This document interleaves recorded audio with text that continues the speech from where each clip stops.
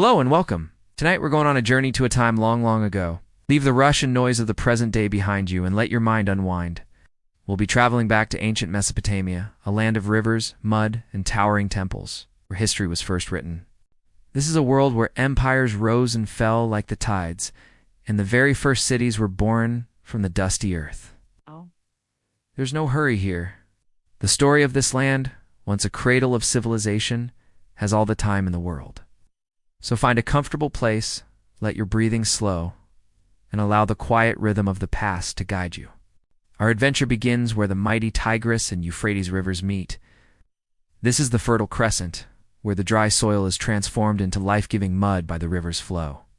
Here, between the great rivers, humanity took its first steps towards greatness. Let's explore this ancient landscape and discover the secrets it holds. As we wander through the bustling marketplace, the air is thick with the scent of spices and the sound of bartering. We see merchants from distant lands showcasing their wares, from luxurious textiles to exotic animals. It's a testament to the Mesopotamians' love for luxury and their prowess in trade. In the center of the city, we spot a massive ziggurat, a towering temple that seems to touch the sky. These structures were not just religious centers, but also administrative hubs and storehouses for grain. They were a symbol of the Mesopotamians' desire to reach the heavens and their belief in a divine right to rule. As we stroll along the palace walls, we can't help but be amazed by the intricate carvings that adorn them. These works of art depict scenes from daily life, from farmers planting crops to soldiers on the march. They read a testament to the skill of Mesopotamian artisans and their ability to capture the essence of movement and emotion. We stop by a public bathhouse, a place where people from all walks of life came to relax and socialize. The bathhouse was more than just a place to bathe. It was a community hub where people could catch up on the latest gossip or conduct business deals. Our journey takes us to the banks of the Euphrates River, where we watch as men, women, and children work together to irrigate the crops. The Mesopotamians were masters of irrigation, and their techniques allowed them to grow crops in the face of a harsh environment. And finally, we visit a school where young people learn the skills they need to thrive in society. The Mesopotamians' commitment to education was unparalleled, and their schools were some of the first in the world.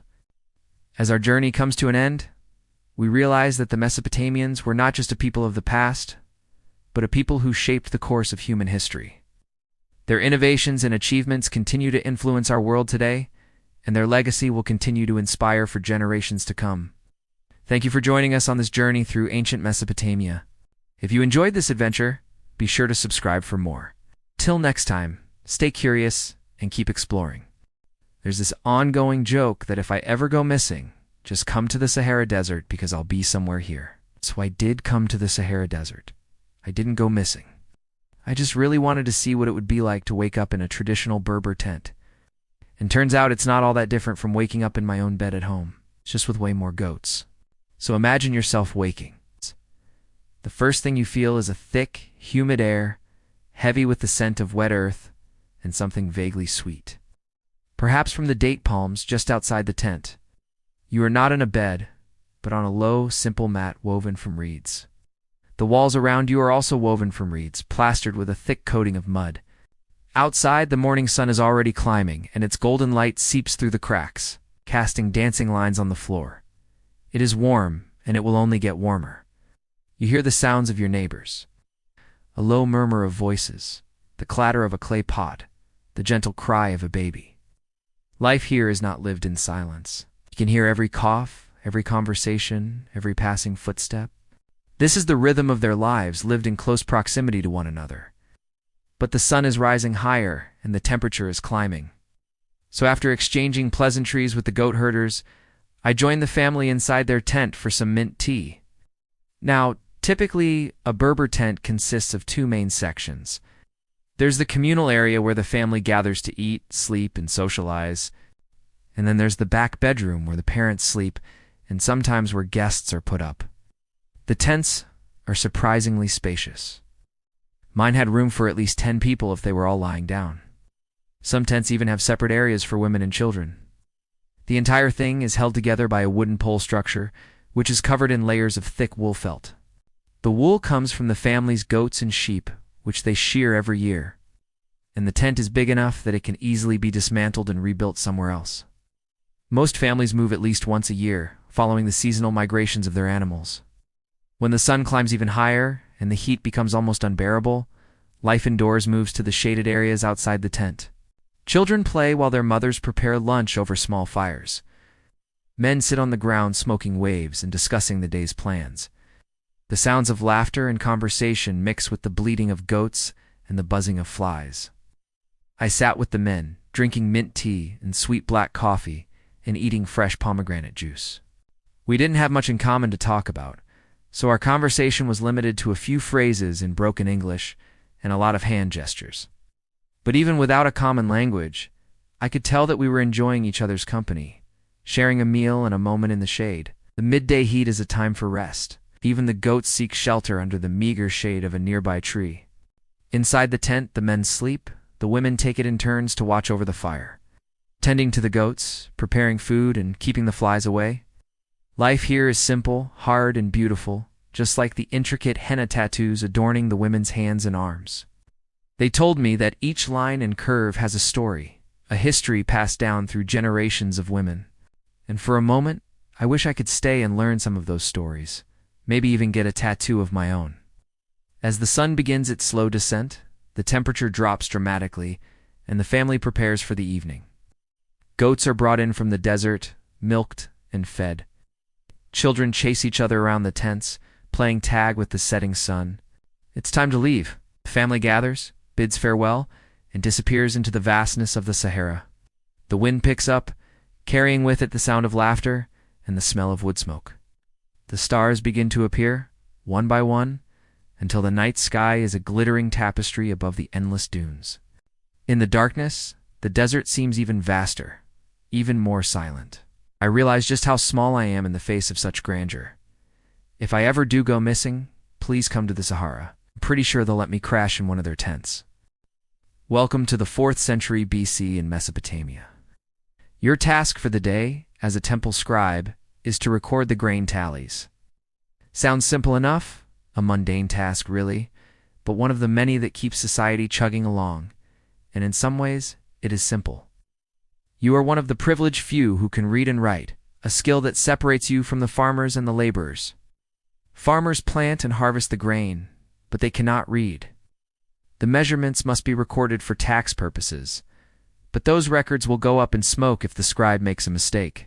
In fact, your work here in the temple is vital. Priests rely on you to keep track of everything from donations to the number of sacrifices made during the previous night's rituals. If a priest neglects an entry, the god's favor might turn against him, and he might have to appease the deity with a costly gift.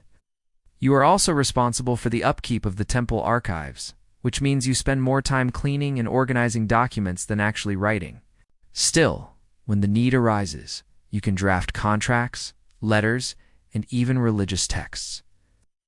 You are well fed and respected within the community, though most people don't appreciate the effort you put in. They may not know how to read, but they do know numbers. And what's written in this archive concerns them all. Imagine telling them you spent last week cleaning and reorganizing these clay tablets so that they read in numerical order. I think we'd get at least a little bit of appreciation if we did that at work. How about you? Let us know down in the comments. Your tools are a stylus, a small stick of wood, or a red with a flattened end and a lump of damp clay. The latter you make yourself each morning by dipping red in water and then kneading the soggy mass into shape.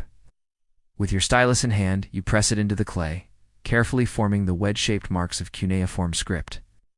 On average, you can make 2 to 3 lines of text per hour, and your salary depends on how much work you get done.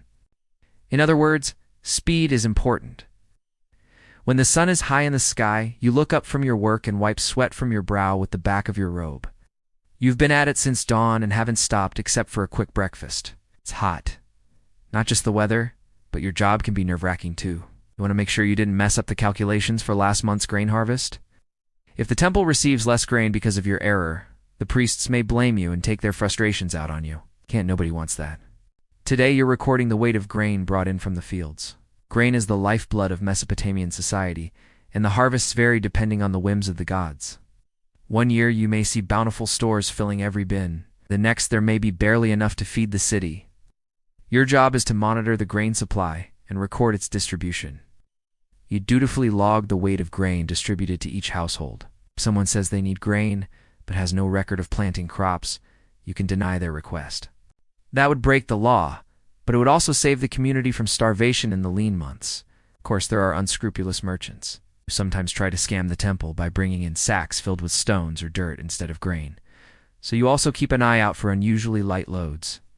The work is slow and methodical. You can almost feel the coolness of the clay under your thumb as you work, the moist texture. The scribe sits cross-legged on a stool or chair, often made of reeds or wood, writing on a flat surface, sometimes supported by a wooden board. You press the stylus firmly, but not too hard to avoid breaking the point. And yes, the clay does dry and harden, but after a few days of use, you throw the tablet away and make a fresh one. Clay is abundant in Mesopotamia, where the twin rivers, Tigris and Euphrates, flow through fertile lands. It's a good thing, too, because you'll need hundreds of tablets during your career. Some scribes travel with merchants on business trips, making records of transactions while others stay in one place, recording the deeds of kings or drawing up legal contracts. Scribes are generally employed by temples, palaces, or large estates, but some scribes become independent, traveling from place to place, always carrying their stylus and clay tablets. And though your home base is here in the temple, you may travel with temple officials who bring gifts to distant rulers. You would sit at the king's court and record the proceedings. And although you wouldn't be paid for this service, you would receive the king's protection and a generous meal. A scribe can advance socially by working in the palace. For serving the king brings prestige and power, and the pharaoh may eventually grant you land and slaves. Most scribes start their careers by working as copyists, laboriously copying existing documents, and you've had to do your fair share of that. But you're a competent scribe now, and ready for more responsibility. You're meticulous in your work, understanding the importance of accuracy. After all, you're preserving history. You think about all the eyes that have looked upon these clay tablets and wonder how many generations have passed since then. You also understand the divine inspiration behind your job. Priests have to perform rituals to ensure that the gods are appeased, and your job is to make sure nothing gets missed. Every record of every sacrifice is important. Someday these tablets will be historical artifacts, and future generations will learn about today's world by reading your entries. You straighten up and push back from the table, taking stock of your work so far. There's a lot more to do, but at least you're done for the day. And after a long day's work, there are worse places to be than a public bathhouse. As you head out the temple gate, you feel the oppressive heat of the Mesopotamian summer closing in around you. Even the shade offers little respite. The sun climbs higher, and the air becomes thick and shimmering. You find yourself sweating, the back of your robe damp. The streets outside, once muddy from the river's overflow, are now a cracked, dusty expanse, kicked up by the feet of merchants and servants. When you reach the bathhouse, you pay the attendant for a private bath and step inside. The air is thick with steam and the scent of herbs. You strip off your robe and plunge into the warm water, letting out a sigh of relief as the heat envelops you.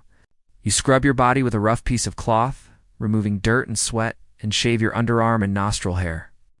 The owner of the bathhouse joins you in the tub, offering a massage by digging his elbows as hard as he can into every crevice between your shoulder blades. Afterwards, you rinse yourself with cold water from a clay jar and wrap yourself in a clean towel. The contrast of hot and cold feels invigorating. You dress in your finest robe and head out into the twilight, feeling refreshed and ready for an evening of entertainment. Perhaps you attend a poetry reading in the town square, where bards recite epic tales of gods and heroes. Or maybe you join the crowds gathered around a storyteller, listening intently as he weaves tales of daring adventures. If you're feeling energetic, you might join a group of friends for a game of board games or a wrestling match. But as the night wears on, you find yourself growing weary. The heat of the day returns, and you long for nothing more than a cool bed and a peaceful sleep. You say your prayers to the gods, asking for guidance and protection over the coming year, and drift off to sleep. As the first rays of sunlight creep through your window, you awaken refreshed and ready to start a new day. You dress quickly, for you have another busy day of work ahead of you. As a scribe, your job is never done. There are always records to keep, documents to draft, and temples to maintain. But as you step out into the bustling city, you take a moment to appreciate the work you do. You are one of the few who can read and write, and your skills are essential to the functioning of society. As long as there are temples and palaces to maintain, there will be a need for scribes, and you are proud to be among their number. Welcome to my channel. It's not the war with Persia or the ongoing conflict with the Egyptians that occupies your thoughts. It's more likely to be the last thing you ate, whether you have enough grain stored up to last the winter, or if you else have to pay rent to the tax collector by sacrificing some of the wool from your sheep. Life in ancient Mesopotamia was dangerous, unpredictable, and heavily regulated. The great empires that rose and fell in this cradle of civilization were known for their advances in mathematics, science, and art. But the people who lived there didn't see much of that. They were too busy surviving. We think of ancient civilizations as mysterious, exotic places that existed long ago and are now gone forever. But if you were to travel back in time to ancient Mesopotamia, you would find a lot of things that seem strangely familiar. People like you and me, trying to make the best of a complicated and sometimes difficult existence. So let's go back in time and explore what daily life was really like in ancient Mesopotamia.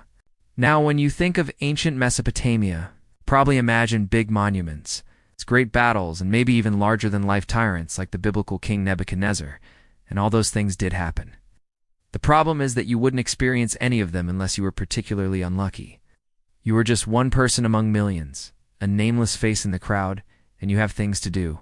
You wake up before sunrise, as you always do, and immediately head to the courtyard to relieve yourself. There is no plumbing in your house, and a full bladder can easily ruin the carefully woven reed mats that serve as your floor. As you're relieving yourself, you may catch sight of the Temple of Marduk, the patron deity of Babylon, the city you call home. The temple is richly decorated with glazed bricks and stands out against the stark backdrop of the desert. As a poor farmer, you don't have much use for the deity of the city's elite. You pray to Ishtar instead, the goddess of love and fertility, in the hope that she will bless your crops and help you avoid the tax collector this season. After washing yourself with water you drew from the river last night, you head to the kitchen to see what you can salvage for breakfast. Maybe some leftover stew from last night's dinner, or perhaps some flat bread you baked yourself. Once you've eaten what little you can spare, it's time to get to work. You're a scribe, though the word doesn't really mean anything. All it means is that you write things down. You may write down how many eggs a merchant owes you, or record the amount of grain that a farmer delivers to the palace stores. In fact, your work is the most important in the kingdom. Without record keepers like you, there would be chaos. The king couldn't function without scribes to record his decrees and collect taxes. So although you're not high on the social rungs, your job is indispensable. On the way to the palace where you work, you pass the massive hanging gardens of Babylon. Even from afar, you can tell how beautiful they are. Lush greenery spilling over tiered platforms, adorned with flowing fountains and sparkling pools. Nobody knows how such a marvel could exist in the middle of a desert, but that only adds to their mystique. One day you dream of visiting them yourself, but that day isn't today.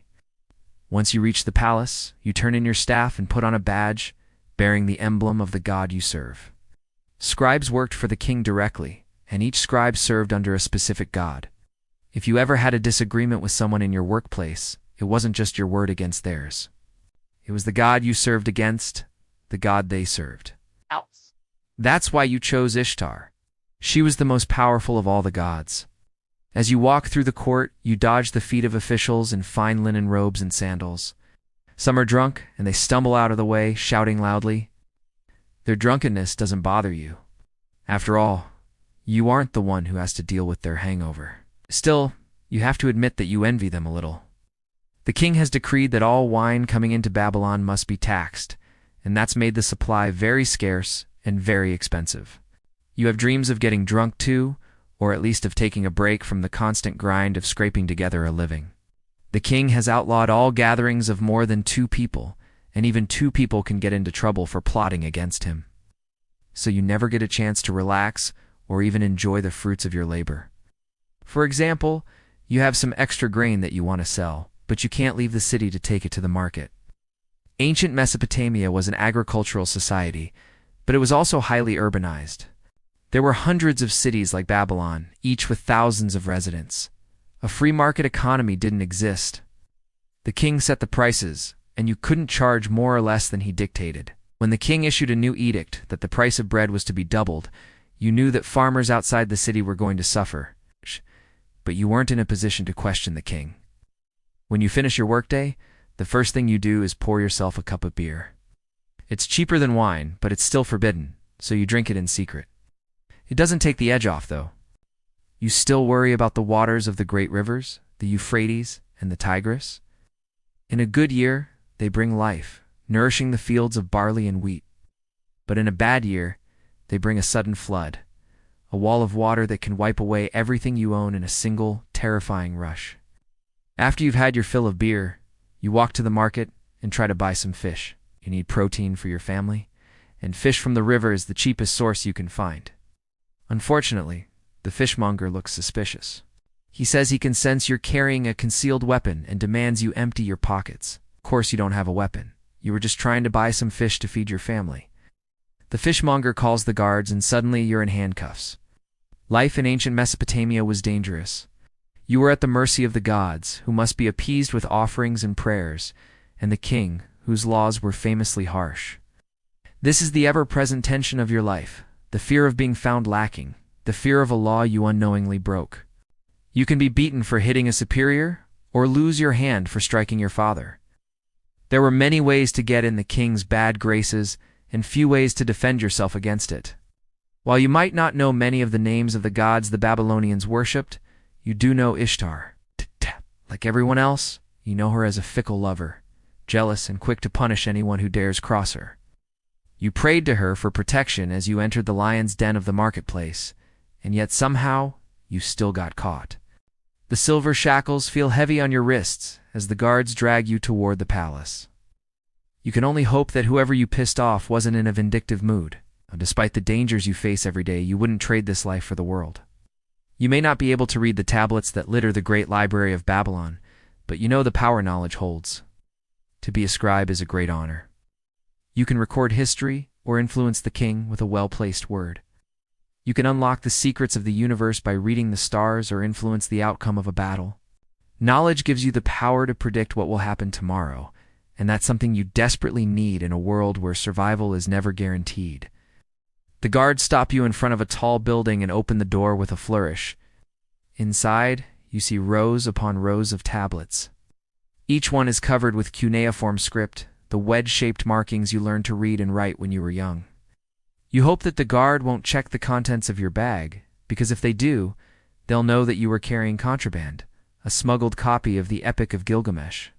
It's the greatest story ever told, the tale of a hero who journeys to the ends of the earth and discovers the secret to immortality. Or maybe it's just a legend. Either way, it's a great story and worth the risk. But the guard does check your bag, and when he finds the tablet, he throws you into a dark cell. Suddenly, the darkness closes in around you. The thick walls and barred windows offer no hint of the outside world. Sit down on the cold stone floor and hug your knees to your chest. Ow. There's nothing to do now but wait. What happens next is up to the gods. So what do you think? Would you rather live in ancient Mesopotamia or the modern world? Let me know in the comments below. Thanks for watching. What is happening? It was the question that haunted Europe in the 14th century. People had never before seen anything like this and had no idea what to do about it. Victims fell victim to a wasting illness and died in unimaginable numbers. The survivors were left scratching their heads, wondering what the hell was going on. And they didn't have an answer then, and we don't have an answer for you either. Because today we're talking about the Black Death, one of history's most notable plagues. But as far as famous plagues go, this one's a bit of a weird one. You see, the plague didn't ravage the whole of Europe all at once. It came in waves. It started in 1346 when ships arrived in Sicily from the east carrying rats. Those rats carried fleas which carried yet another stowaway, Yersinia pestis, or bubonic plague. Bubonic plague is a nasty bugger. Symptoms include fever, chills, weakness, pain, and swelling. But the worst part is the buboes. These are large, painful lymph nodes that form as the bacteria spreads through the body. If left untreated, the plague can be fatal, and people back then didn't have antibiotics to treat it. The rats spread the disease around the Sicilian port, and soon enough people began to fall ill. Within months, the plague had reached every major city on the Mediterranean, killing hundreds of thousands. As the first wave of the pandemic hit England in 1348, people were baffled. They didn't know why so many people were suddenly dropping dead. It wasn't as if the country had been shaken by an earthquake, struck by lightning, or swallowed by fire. So what was going on? Naturally, people looked to God for an explanation. The Bible contained plenty of verses about God smiting his enemies, so it made sense that a vengeful deity was punishing the English for their sins. After all, according to canon, the world was supposed to end in 1000 AD. But here it was, more than 300 years later, and still going strong. God might be forgiving, but he's also very petty. In other words, the apocalypse could happen at any time. So when people started dying mysteriously, some concluded that God had grown tired of waiting and decided to smite everybody right then and there. Others thought the stars must be to blame. After all, planets move in mysterious ways and occasionally seem to change direction. They'd even seen one such planet in the sky, an ominous guest star that had appeared a few years earlier and stayed there a long time. Is this guest star a harbinger of doom sent to punish mankind? Did it have something to do with the plague? There's only one way to find out. They tried astrology and astronomy to figure out the planet's significance. And in 1345, astronomers recorded a total solar eclipse, which they naturally assumed meant that the sun had literally gone out, plunging the earth into darkness. It has to mean something, right? Well, yeah, actually it does. The thing is, it doesn't mean what they thought it did. You see, eclipses are a pretty common occurrence. They happen when the moon passes between the sun and the earth. The next one will be visible in the United States in 2044, but back in the 1300s, people didn't know this. The reason there was a hole in the middle of the sun, they decided, was because God had torn it apart with his bare hands. So the plague was God's way of saying, hey guys, sorry to interrupt your regularly scheduled apocalypse, but I forgot to tell you that I'm not going to destroy the world after all. Or maybe God was getting bored of not destroying the world. Maybe he was punishing those who'd hoped that he would. We don't know. The records are pretty vague on that point. But while the religious folk were busy blaming God, the plague was spreading across the country. By 1349, it had killed between 30 and 50% of the population. England would suffer several more waves of illness over the next 2 centuries, each one claiming more victims than the last. But people eventually adapted to the plague, learning how to fight it off and mitigate its effects. In fact, the Black Death would devastate Europe even harder than it did England. Between 1347 and 1351, an estimated 75 to 200 million people died, about half of the continent's population. In retrospect, the medieval Europeans' attempts to understand the plague were pretty misguided. But their efforts should be praised because they marked humanity's first steps towards scientific thought. Astronomers might have misinterpreted what was happening in the sky, but they were observing and recording what they saw. Doctors weren't just blaming God and moving on. They were trying to figure out the plague's origins and causes. They just happened to be wrong about what those were. The truth was, they were dealing with a new disease, one that was sweeping across the world and killing indiscriminately. The origin story we told you about the rats and the fleas in the Sicilian port is actually a myth. Yes, the plague did start there, but it didn't come over on ships. Instead, it evolved from oriental rat fleas that lived on ship rats. The problem is, those rats and fleas brought the disease to ports all over the Mediterranean. From there, the disease spread on land and by sea.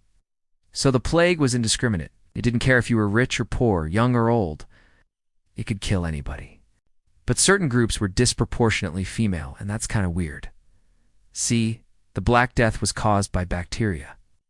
But the symptoms that we talked about, the fever, the swelling, the chills, they were all caused by the immune system reacting to the bacteria.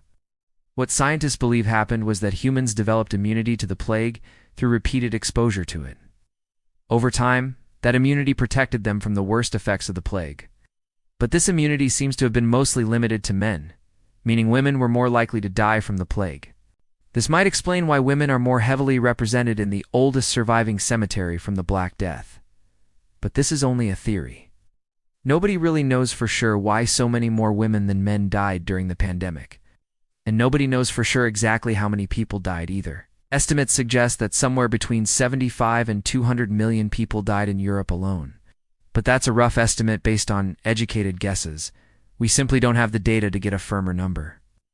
Even the 30 to 50% death rate that England experienced is hotly debated. Recent research suggests that London lost about 30% of its population, but the rest of the country was largely unaffected. Most people died in cities. Rural areas were safer, although the plague would eventually infect everyone. Cities were densely populated, making it easy for the disease to spread.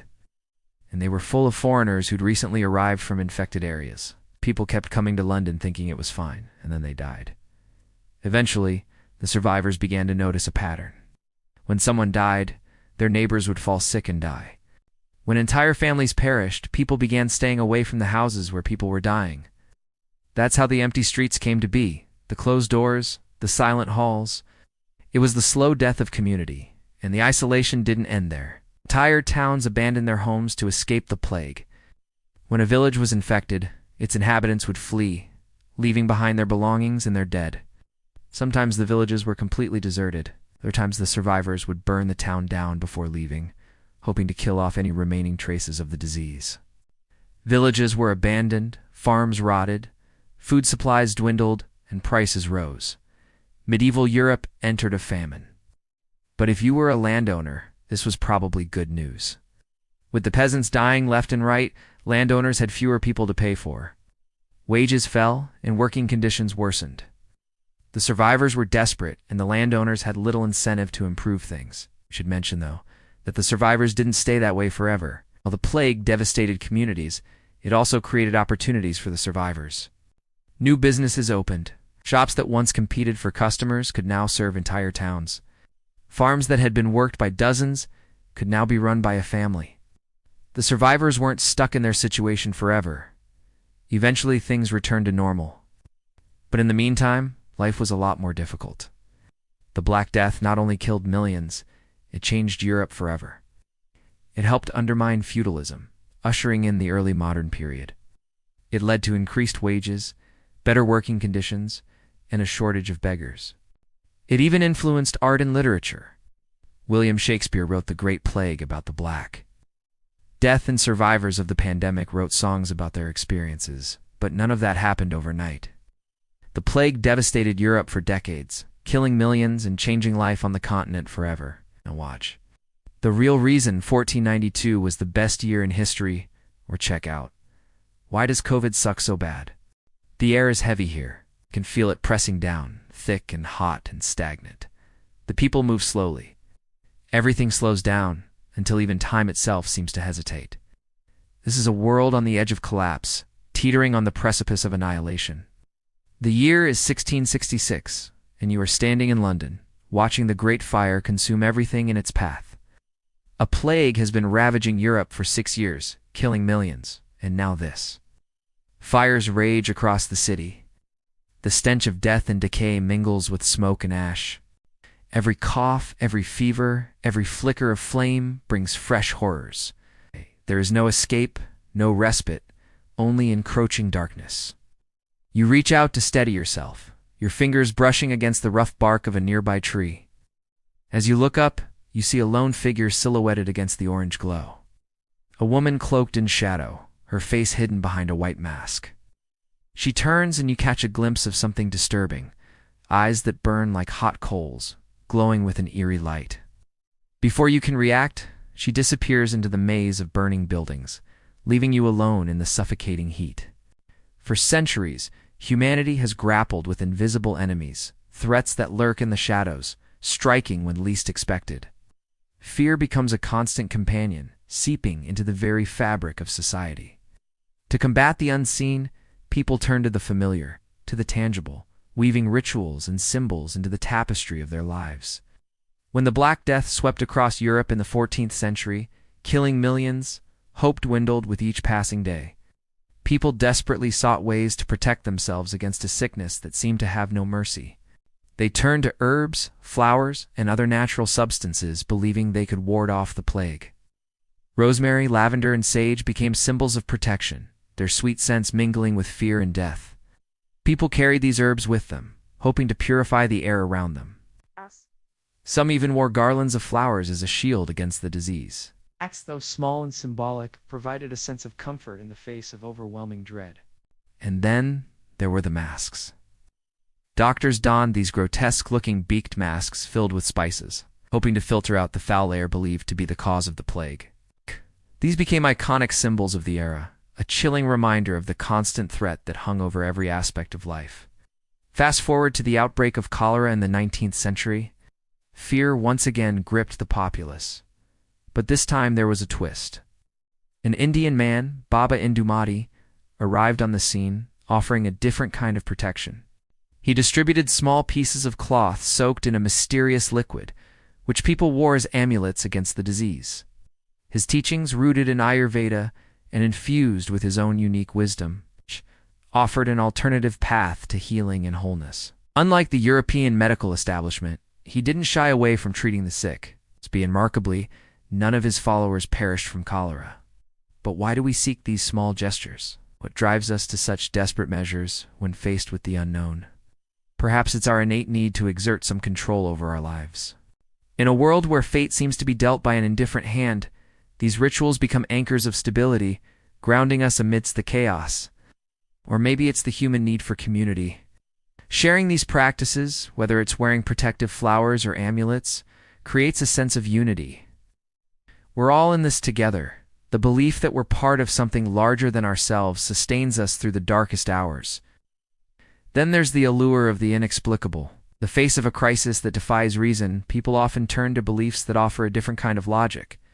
The idea that certain herbs or amulets can ward off evil spirits or bring good fortune resonates deeply. It provides a framework of understanding when the rational mind finds itself lost in a labyrinth of confusion.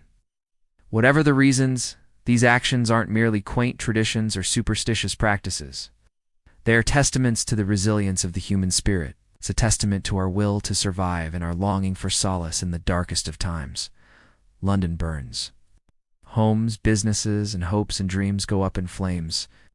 The fire continues to spread, fueled by dry timber and the winds of fate.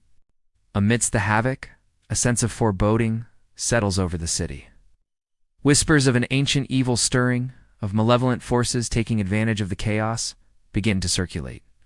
You find yourself drawn to an old, dilapidated house, its windows dark and lifeless, its walls scarred with age. Legend has it that the house is haunted by the ghost of a witch who died here in the 17th century, accused of practicing dark arts and consorting with demons. Now, in the midst of this inferno, people start to believe that the witch is rising, using the fire as a cover to wreak havoc. You reach out to touch the cold, rough surface of the wall, seeking some connection to reality in this nightmarish landscape. Suddenly a figure emerges from the shadows, their face hidden under a black hood. They beckon for you to follow. Curiosity and fear battling within you, you decide to heed their call. The plague has reached its deadliest point. Entire villages are being wiped out, leaving behind eerie, deserted streets. The air is thick with the stench of death, the silence broken only by the haunting croak of ravens. Amidst this desolation, rumors take flight. People speak in hushed tones of an abandoned village untouched by the plague, a place where the sick have miraculously recovered and life seems to go on unaffected. You stand at the edge of town, torn between the known horrors and the unknown possibilities. Drawn by a mix of desperation and hope, you decide to investigate. You walk for days, the oppressive silence of the plague-ridden countryside pressing in on you. Finally, you see it in the distance, a cluster of houses with smoke curling from their chimneys, a sign of life in a dead world. As you approach, you notice something strange. The villagers seem unfazed by the plague. They go about their daily routines as if nothing is amiss. When you inquire about the plague, their faces cloud with confusion. They haven't heard of any sickness ravaging the countryside. Days turn into weeks, and you remain in the village, watching life go on seemingly unaffected by the deadly pestilence that has shut down the outside world. The silence of the plague-ridden villages is deafening, a constant reminder of the unseen enemy that stalks the land. The fear is palpable, yet strangely absent. There is no panic, no frenzied activity, no one running through the empty streets, seeking solace or an answer. Instead, there is an unsettling calm, a quiet acceptance that permeates every corner. The absence of sound is not merely the byproduct of a departed population, but a reflection of a different way of being in the face of death. It is a stark contrast to the cacophony of fear and despair that echoes in your own heart. In the stillness, you find yourself confronting the depths of human resilience. You witness communities coming together, sharing what little food they have, tending to the sick, burying the dead with reverence. Even in the face of unimaginable sorrow, life continues. The sun rises and sets, the seasons change, and with each passing day, the silence becomes less haunting and more profound. It is a testament to the tenacity of the human spirit, quiet ode to the strength that binds communities together in the darkest of times. It is a hard-won peace in the aftermath. The plague has run its course, leaving behind a world irrevocably altered. The fields lie fallow, the workshops are abandoned, and the streets are eerily empty. The rhythmic hum of daily life has ceased, replaced by a profound, aching silence. Step out into this post-plague world, the air heavy with the ghosts of those who have been lost. The familiar landscape seems alien, devoid of the sounds that once made it alive. The silence is not merely the absence of sound, but a tangible presence, a constant reminder of the profound loss that has befallen humanity. And yet amidst this desolation, a shift is taking place. The old social hierarchies are crumbling. The rigid structures that once defined society are being challenged. The labor shortage has given rise to a newfound power among the common folk. Their voices, once unheard or ignored, now carry weight in a world that is desperately trying to rebuild itself. As you navigate through the ruins of the old world, you realize that you are not just witnessing the aftermath of a plague, but the birth of a new era. The silence, while still heavy with grief, is also pregnant with possibility. It is a canvas upon which the survivors are beginning to paint a new future. A world forever changed by the crucible of disease, but not broken by it. The world has been reset. The plague, with its indiscriminate wrath, has erased the distinctions that once defined society. It has leveled the playing field, leaving behind a canvas of shared loss and the dawning realization that we are all more alike than we are different. The fires of adversity have forged a new understanding, a recognition of our common humanity that transcends the boundaries of class, culture, and creed. In the aftermath, there is an unsettling feeling of uncertainty, a disquietude that comes from confronting the fragility of existence. The plague has stripped away the illusion of safety and permanence, leaving us in a world where death lurks around every corner. And yet, in this very uncertainty, there is a profound opportunity for growth, a chance to reevaluate our relationship with life, with each other, and with the world around us. As you stand on the threshold of this new world, you know that the silence left in the wake of the plague is not a void, but a space brimming with potential. It is a quiet invitation to rebuild, to redefine, and to remember. Remember the fragility of life, the strength of community, and the indomitable spirit of humanity in the face of adversity. In this video, we were going to talk about where all the treasure of the Knights Templar actually went after the fall of the Order in 1312. Are you ready to embark on a thrilling journey through time and uncover the secrets surrounding the disappearance of the Knights Templar's vast fortune? Then let's get started. Before we start, make sure to subscribe if you haven't already. The Knights Templar were a holy order founded in 1118 by the French monk Bernard of Clairvaux, with the goal of protecting pilgrims on their way to the Holy Land. Over the next 2 centuries, they grew from a small band of 900 knights into a massive international organization with 15,000 members at its peak. The order was highly disciplined, and its members took vows of poverty, chastity, and obedience. However, despite these vows, the Templars became incredibly wealthy, amassing vast amounts of property, gold, and other valuables through donations and inheritance. The order owned more than 10% of the land in France and England, and had significant holdings in other European countries as well. Templars were not just ferocious fighters, but also shrewd administrators, managing their estates like any other large landowner. They collected rents, farmed their lands, and even had their own currency. They were involved in banking and international trade, owning ships and trading houses across Europe and the Middle East. So when King Philip IV of France decided to disband the order in 1312, he was taking on an organization that was far more complex and powerful than most people realized. Why did King Philip want to destroy the Knights Templar? The simple answer is money. Philip was deeply in debt after years of costly wars, and the Templars, with their vast wealth and complex financial network, represented an easy solution to his problems. But the real story is much more nuanced and involves a combination of factors that ultimately led to the demise of the ancient order. One reason for the fall of the Templars was the changing nature of warfare during the late medieval period. As battles became less personal and more strategic, the role of the knightly ideal began to fade, and the value of specialized fighting forces, such as heavy infantry and archers, increased. By the 13th century, the Templars, with their emphasis on mounted combat, were increasingly seen as outdated and less effective on the battlefield.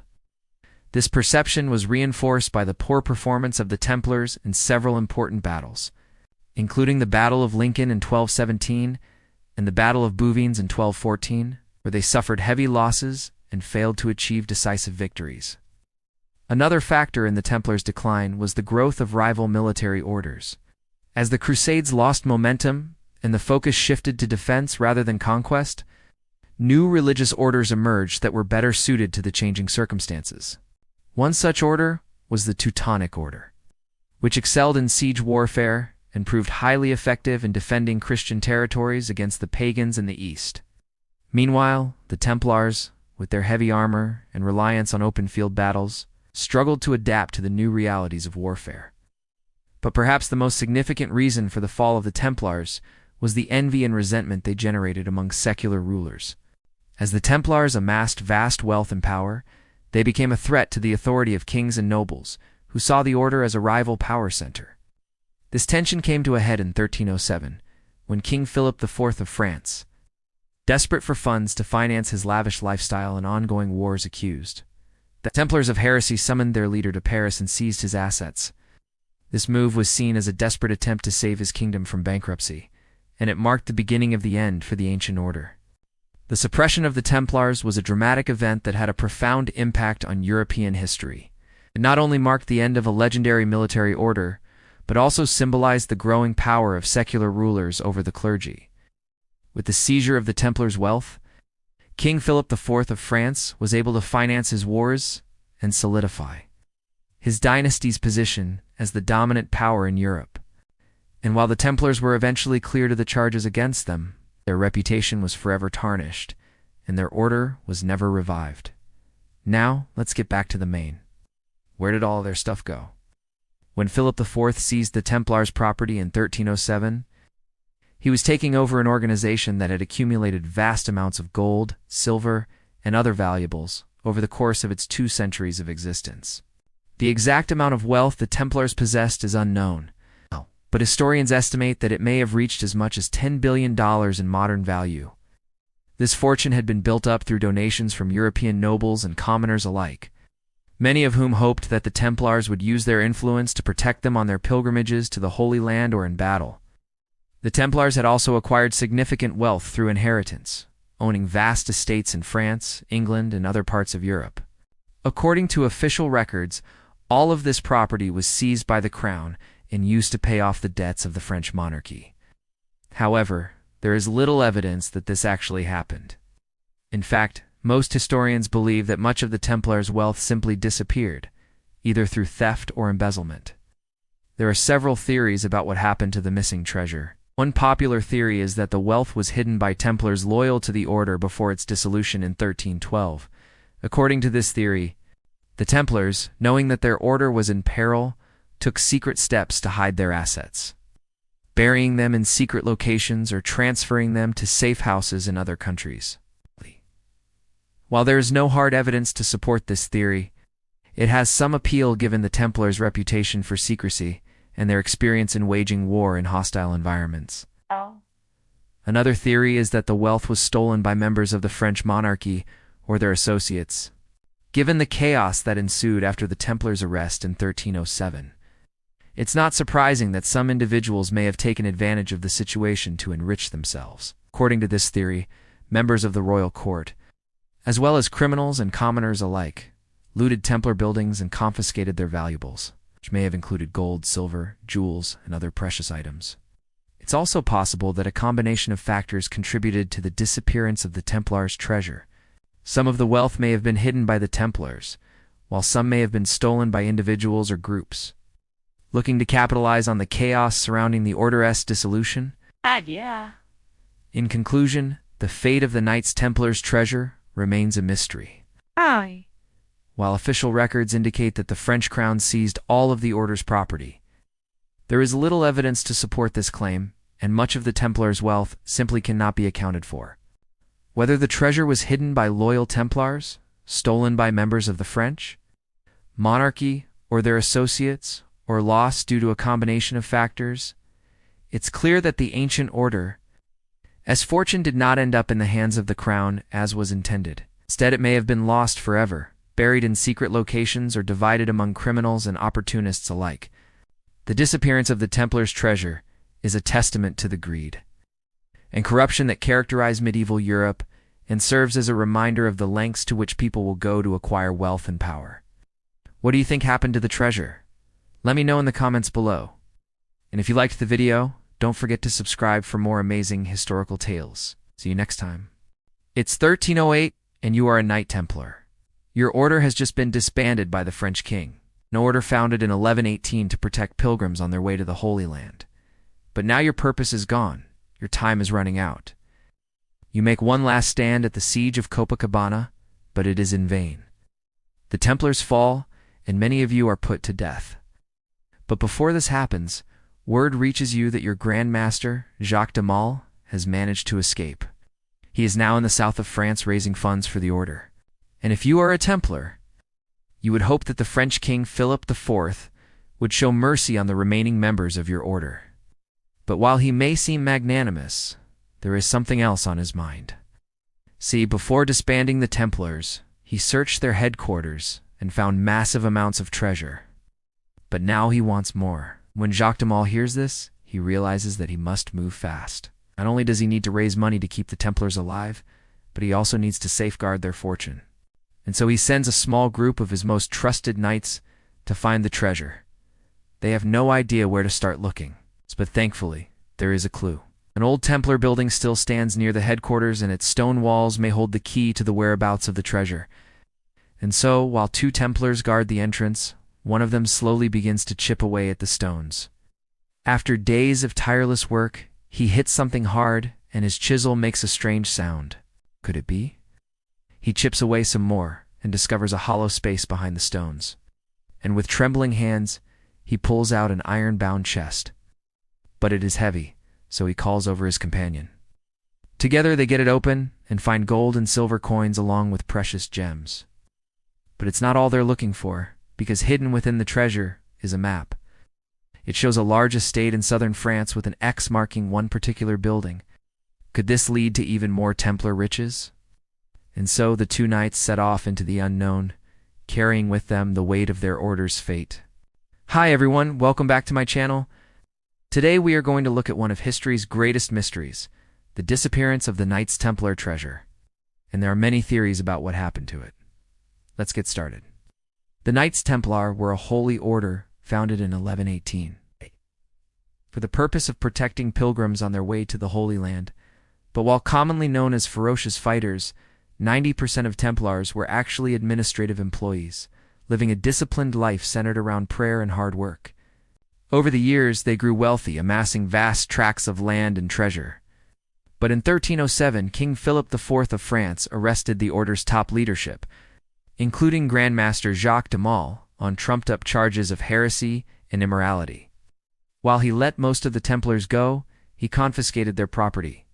But that wasn't enough for him, which brings us to our story. As the last Templars were being hunted down, a desperate Jacques de Malle needed to get the order's treasure out of France. This was easier said than done, since the wealth had been spread across the country. But he did have a few options.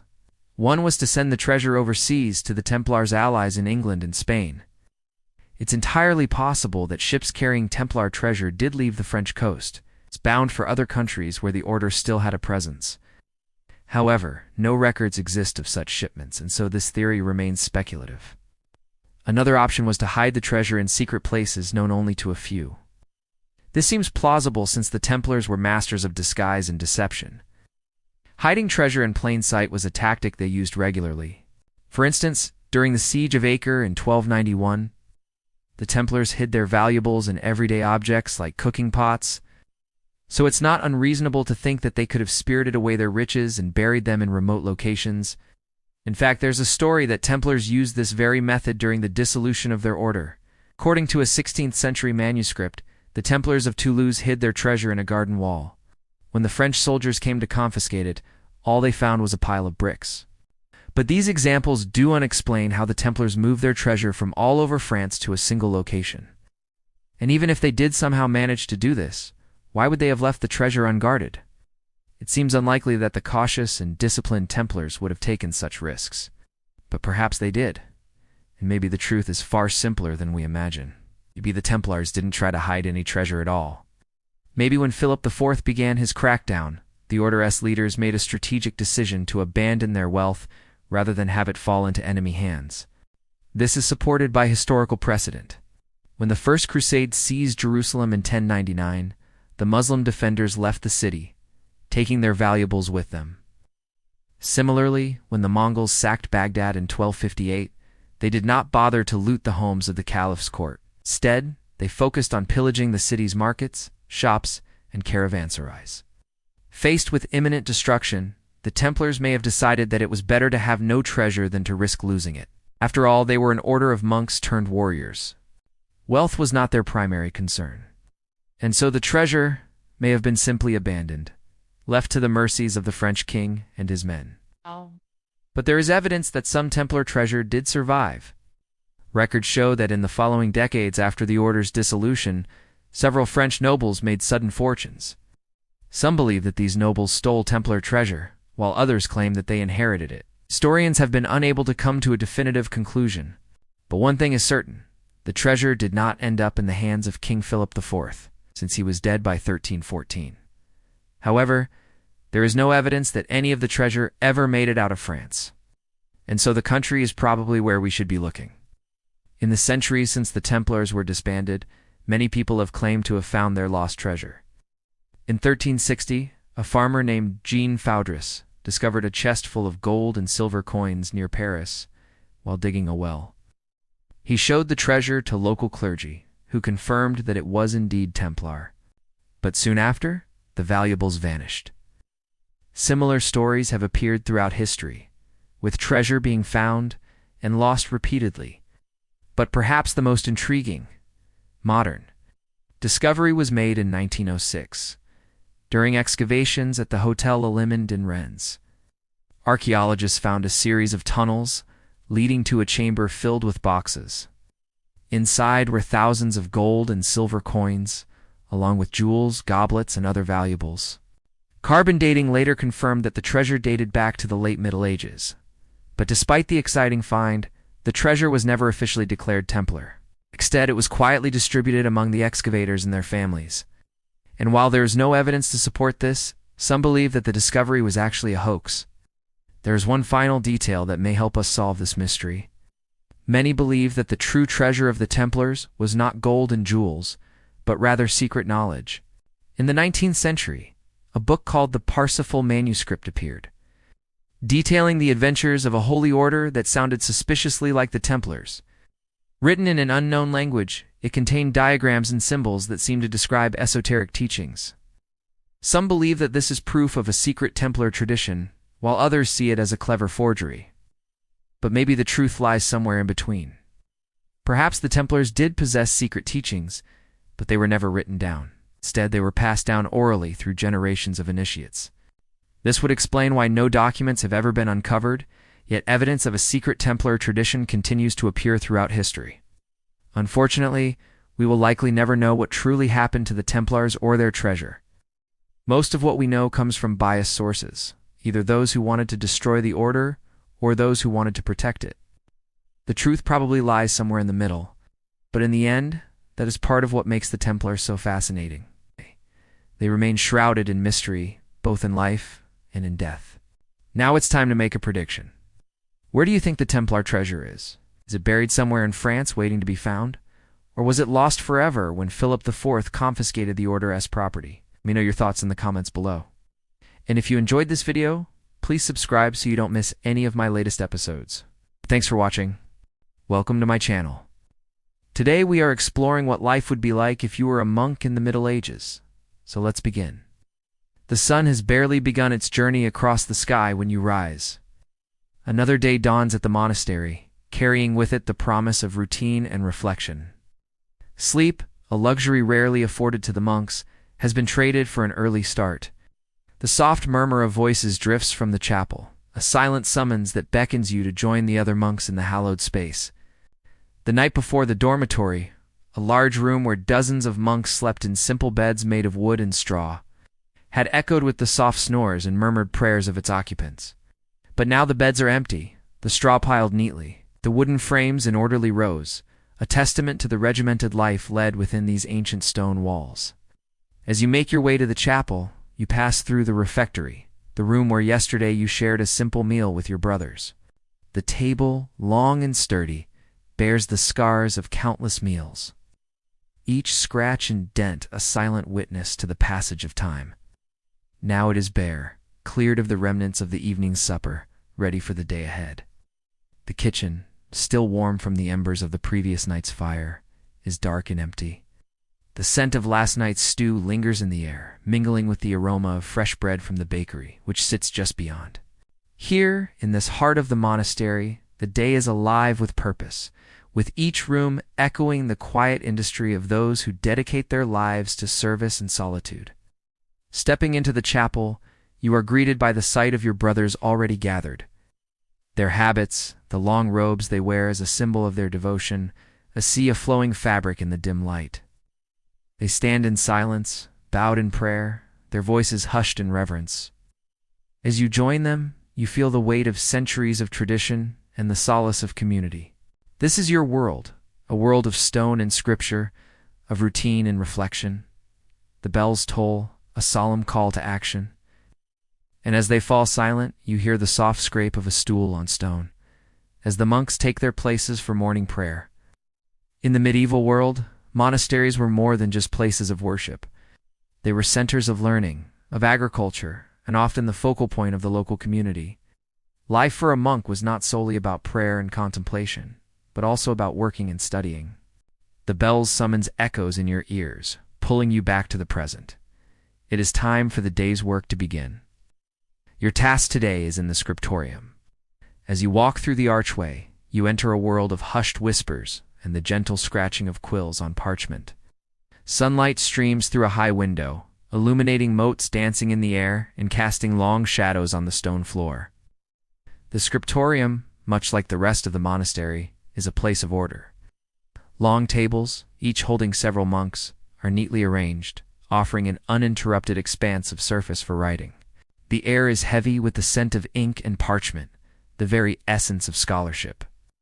Some of your brothers are hunched over their tasks, their faces illuminated by the soft glow of a nearby lamp.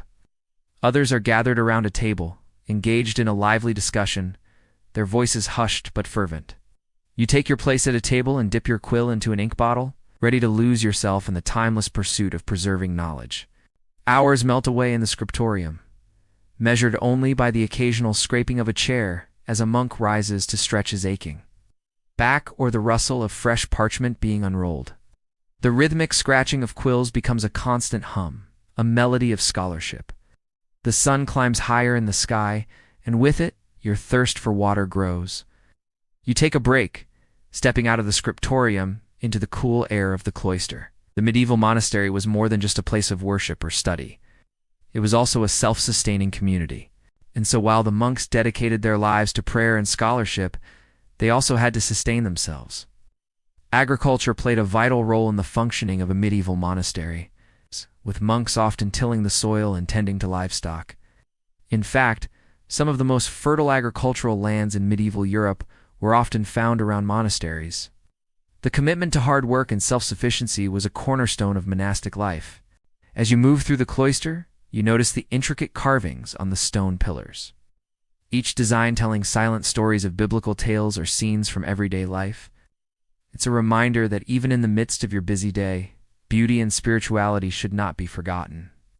Taking a deep breath, you close your eyes and listen to the gentle murmur of water from the fountain at the center of the cloister. When you open your eyes, you see a young novice, his habits still crisp, and his face full of youthful zeal, kneeling beside the fountain. He is washing his hands, a simple task elevated to a moment of mindfulness. You watch him for a moment, remembering a time when you two were new to the order, filled with the fervor of youth and the desire to learn. As the sun begins its descent, casting long shadows across the courtyard, you return to the scriptorium.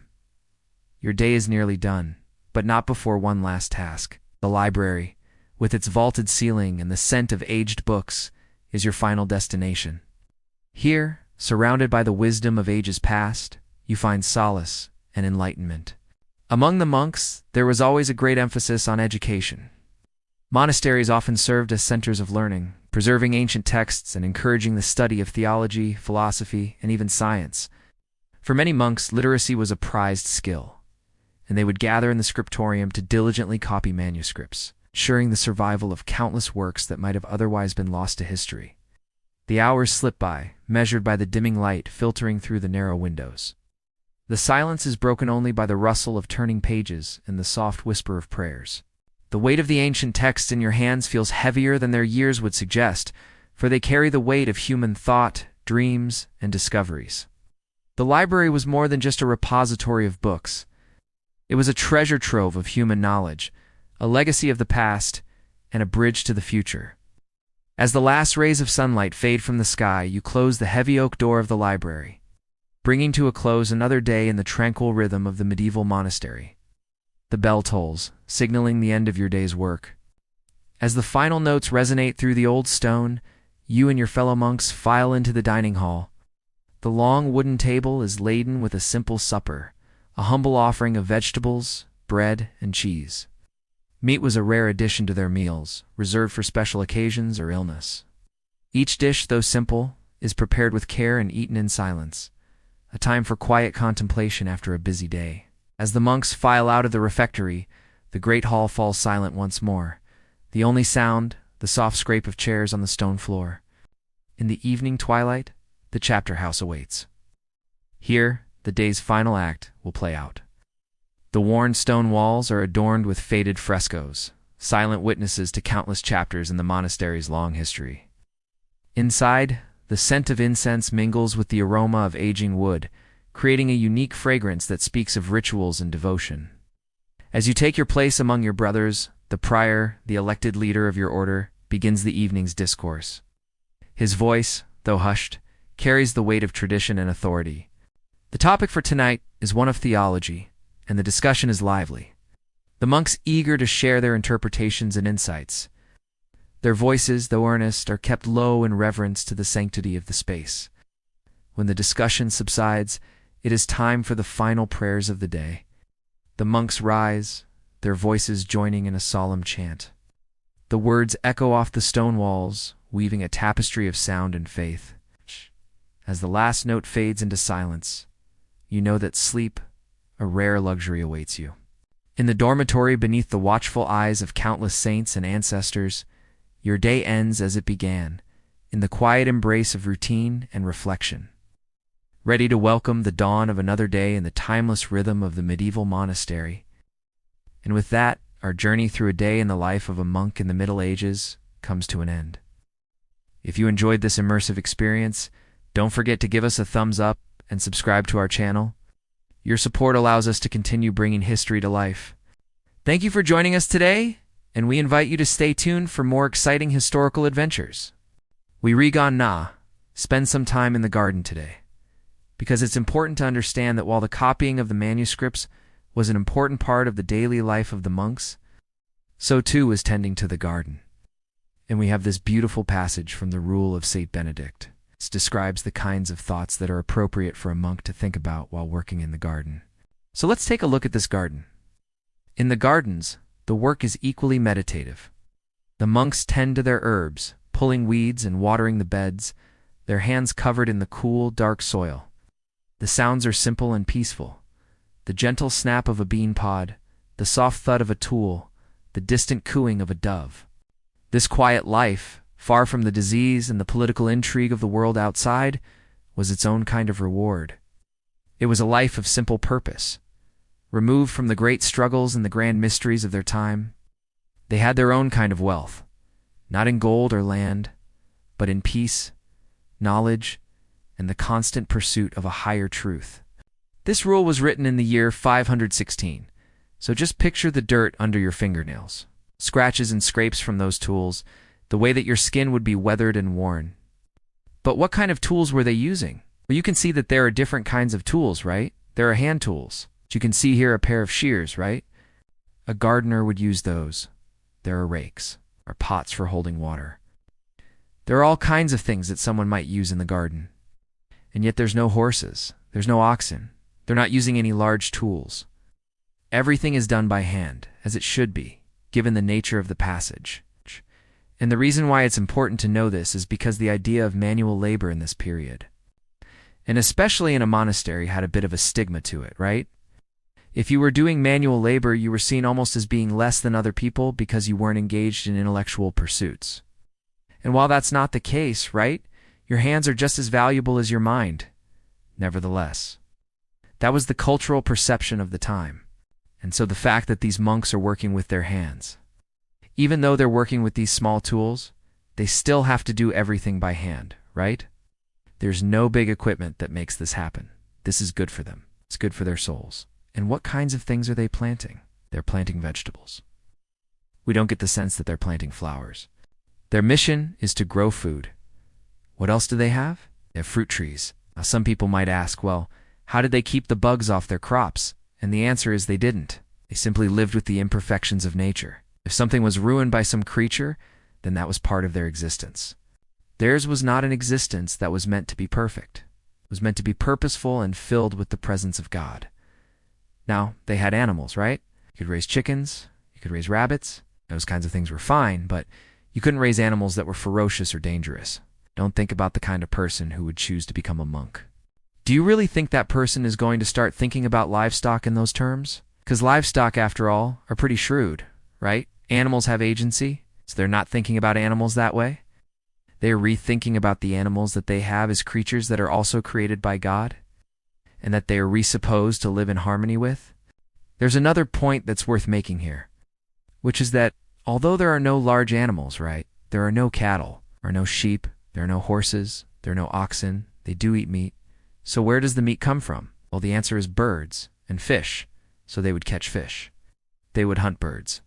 That was permissible. It was not wrong to do those things. Now, they would eat what they grew, obviously, but they would also eat fruit, right? Fruit is important because remember, winemaking was very important. It's the idea of growing grapes and then turning those into wine for the Eucharist. That was a very important part of their life. But so too was honey. You could make mead out of honey. It wasn't fermented like wine, but it was alcoholic nonetheless. And so they would have hives of bees, and they would harvest the honey. What else would they have? Well, the rule of St. Benedict talks about the fact that you should have a vineyard next to your monastery, because then you might be tempted to drink wine. So the idea of having a vineyard there and then turning around and saying, oh, we only want the fruit so we don't actually have to look at it, that would tempt the monks. And so they wanted to stay away from that. But they do have fruit. They just don't have vineyards right next to the monastery. And finally, they had gardens that were used for medicinal purposes. So while the rule of St. Benedict doesn't talk about these medicinal gardens, we do know that monks tended to be very knowledgeable about plants and herbs and their medicinal qualities. And that's a tradition that goes all the way back to the time of Dioscorides. So they would use these herbs and these plants to treat various ailments among the monks. Now, when you read this passage, what stands out to you? Is it the mention of gold or land? How do you interpret that? Why do you think the author made that particular choice? Let us know in the comments below. For many people, the idea of the Middle Ages is inherently connected to hardship and war. We think of plagues and famines, of castles and cathedrals, of valiant knights and damsels in distress. However, there was another side to medieval life, namely the beauty of it. Medieval art and culture remains unparalleled in its ability to move the human spirit. The towering cathedrals and soaring music teach us about the faith of our ancestors. Thank you for watching. Please like, comment, and share. Please like, comment, and share. Also, don't forget to subscribe. The rain drums against the stone windowsill outside your room, creating a soft percussive soundtrack for the fire crackling in the hearth. The shadows of the trees twist and turn in the flickering light, mimicking the tangled vines and weathered stones of the ancient walls that protect the city from invaders. Tonight you find yourself here, seeking solace from the storm raging outside. You pull your chair closer to the warmth, seeking both physical and metaphorical comfort from the flames. A mug of steaming cider rests between your hands, the sweet, spicy scent mingling with the smoky aroma of the fire. Wrapped in the embrace of a woolen blanket, you feel the soothing heat spreading through your chilled limbs, chasing away the lingering dampness of the day. It's been a day filled with experiences that have left their marks on your soul. In the morning, you had walked the narrow, winding streets of the medieval city, feeling the weight of centuries-old stories pressing down upon you. The air was thick with the stench of stale waste and chamber pots, yet amidst the grime, there was an undeniable charm. Half-timbered houses huddled together, their colorful upper stories leaning precariously over the cobblestone streets below. You could almost hear the echoes of merchants hawking their wares, children at play, and the clatter of blacksmiths working their trade. Then there was the plague, an unwelcome guest in this vibrant town. The victims were too numerous, the fear palpable, and even the church seemed overwhelmed. As you stood before the imposing doors of the nearest cathedral, watching the solemn funeral procession pass by, you felt a chill that had nothing to do with the autumn weather.